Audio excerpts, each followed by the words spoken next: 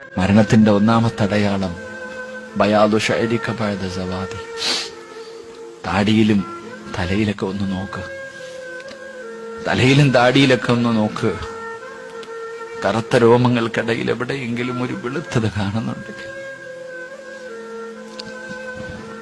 നമ്മുടെ തലയിലെയും താടിയിലെയും രോമങ്ങൾക്കിടയിൽ എവിടെയെങ്കിലും ഒരു വെളുത്തത് കാണുന്നുണ്ടെങ്കിൽ നിനക്ക് സമയം അടുത്തിട്ടുണ്ട് ഉപ്പ, ഒരുങ്ങണം കേട്ടോ.